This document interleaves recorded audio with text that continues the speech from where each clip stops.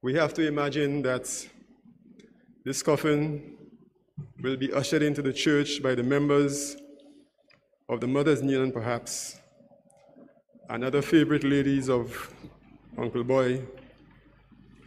We also have to imagine that perhaps we would have some busloads of family and friends who have arrived from PI just in time for the start of this funeral service. But we can only imagine. As a few of us in here at the Holy Trinity Anglican Church, joined by many others through this live stream, have come to celebrate the life of a man who was a loving father, a generous member of our community, and one who made the best lammat and bull that I, and I'm sure most of you have ever tasted. For those of you who do not know what lammat and bull is, comfort is a confectionery made in St. Lucia.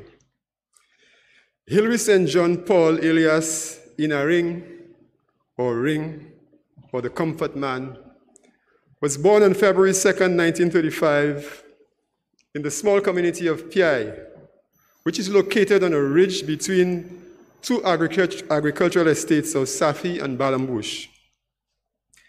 His mother, Rachel Paul, was an agricultural worker and a housewife, and respected in the community for the way she nurtured her children and cared for many others. His father, Arthur Paul, popularly known as Josaphat or Ozaphat, was a fisherman and a farmer. But Ozaphat was an accomplished and skillful dancer, a drummer and a chanteur. His charm and reputation as a quadrille dancer caused many people to quiver, woman like man. Hilary's parents and siblings called him Boy because he was the shortest among them, and he carried this Norse savant until his death on January 31st, 2021. Hilary was the last boy of the family. 4 sisters, Babsy and Mary both deceased, and he survived by Pamela and Angela. 3 brothers, Clifton alias Dudu, Peter, called Fanes or Sarge, and Altres also predeceased him. Boy remained short all his life, and later on his family called him Uncle Boy. He attended the Riverdale Combined School, he sang in the choir, he played cricket, he was a member of the Boy Scouts troop. After completing school, he went to library to learn carpentry under the experienced hand of one master carpenter called Mr. Eddie. He chose a trade in which he would excel all his life. After working for a short period in library and helping to build several houses in PI, Boy headed to Castridge in search of better opportunities. With the help and guidance of his brother-in-law, Matthew Charles, Lord rest his soul, who had moved to Castries from PI a few years earlier, Boy worked on many major projects, including some of the major hotels in Castries. He was one of the master carpenters who worked with the famous Rusty Roberts, the Texan contractor who spent many years in St. Lucia. He was employed as a full-time carpenter with the firm of J.Q. Charles and Company for many years. He also joined the Seamen and Waterfront Workers Union and was a registered stevedore who worked at Port Castries on scheduled port calls.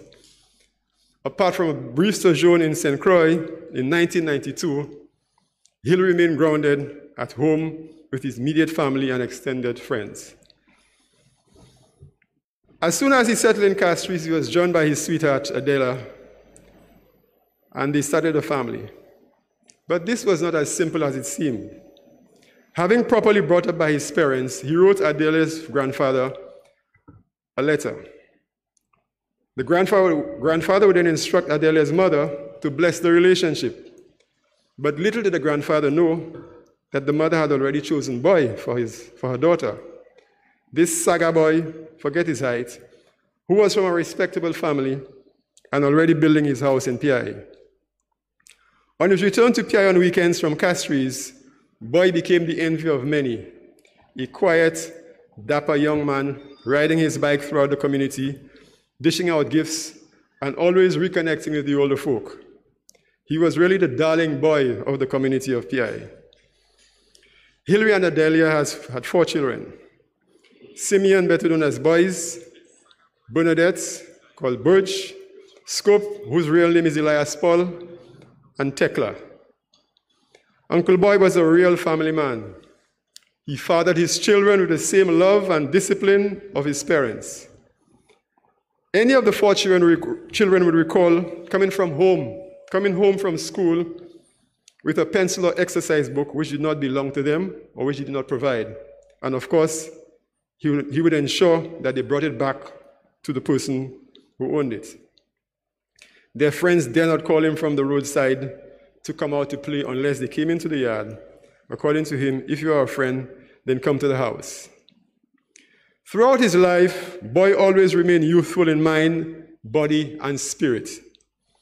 Growing up in PI, he was the original MacGyver, fixing everything, building anything. He built toys for his friends, he built trucks, topies, the traditional tops, kites, whistles, draft boards, roll and tumble games, just name it. He also built a fine physique from bodybuilding, but never entered any competition. In those days, he made his own dumbbells by melting many yards of lead wire. These days, these are not being used anymore. His generous nature was displayed at an early stage and throughout his adult life. He would rarely do chores for people for rewards, but he was serious about his work and his tools. So serious about his work that when he decided to get married, he told Adelia that they should be at church at 6 o'clock in the morning. After a small ceremony witnessed by his brother-in-law, another hard worker, Matthew Charles, Hilary shed his suit and got onto the site in time to start work that same morning. Fete, honeymoon, later for that. From his youth days throughout his life, he attended church regularly, was a bell ringer, and was never too busy to assist in the preparation for Harvest Bazaar and other church events. Uncle Boy was cool, quiet, and friendly. He was a great teacher. He was a treasure. He was a patient, calm, and understanding man, and a good confidant. He taught me how to catch fire with wood shavings. He made the smoothest CMOS drink long before CMOS was fashionable. He was reputed as one of the most skillful and stylish barbers in PI and in Castries. For many years, he made and provided comfort and bull to many St. Lucians at home and overseas, especially around the celebration of Journée Creole. This comfort had its own international ISO standard and could not be produced by anyone else but Uncle Boy, the comfort man. Even the jack of all trades he proved to be, he had his limits. He loved fishing, spending many hours on the rocks at nights at sea. But fishing did not like him. I was told that after one long night at sea with another friend, also called Hilary, without a catch, he would stop by the market, buy a pound of chivigien to take home for lunch, and perhaps to redeem his pride. Or he would just set up someone else for the fall and tell you, like people must die, one day the fish must catch. Just be patient. He was persuasive within his quiet and humorous way. He would also fire some jabs of wisdom at us. Imagine he got his children to eat things they disliked, like macambo. He and his sister Pamela were a real tag team. They went to church to the 6 a.m. service together. And after the service, they would strike a conversation until the start of the next service. Then, when the service started, they would walk up the hill to Wapatat still talking. But for a man of a few words, you could have guessed who was doing the talking. Because it is only when he reached home, he would pick up the phone and call Pamela to tell her what he wanted to tell her since the end of the 6 o'clock service. Uncle Boy live the values of honesty, truth, and forgiveness. It is un homme principe. I was told that one of his grandsons who lived with him, shall remain unnamed, decided to shack up with a young lady. But apparently this did not work out. He, the grandson, came back to the house and asked Uncle Boy whether he would be accepted back into the home. Uncle Boy smiled and said to him, well, if you go to people's country without a visa, what do you expect? This grandson has since cared for him until his last days in the same house. While he was not a man of much flam and fanfare, he would not want us to be saddened by his death. His spirit is near each of us, whispering in his usual humor some of his words of wisdom or cracking a joke. Uncle Boy has left behind his wife, children, and grandchildren, who are all his caregivers. His grandson, Ricardo, epitomized Uncle Boy's patience and compassion.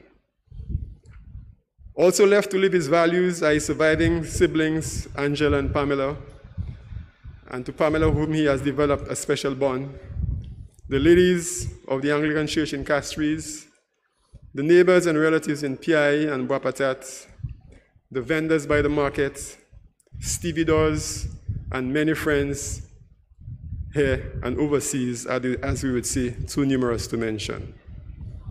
But he's going to join other friends, other relatives, other siblings, and of course his mother Rachel, who was buried about this date and time almost 29 years ago. We will remember him for his loving personality, his patience, his quiet charm, and his generosity.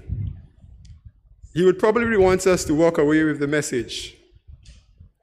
Remember this: whoever sows sparingly will also reap sparingly, and whoever sows generously will also reap generously.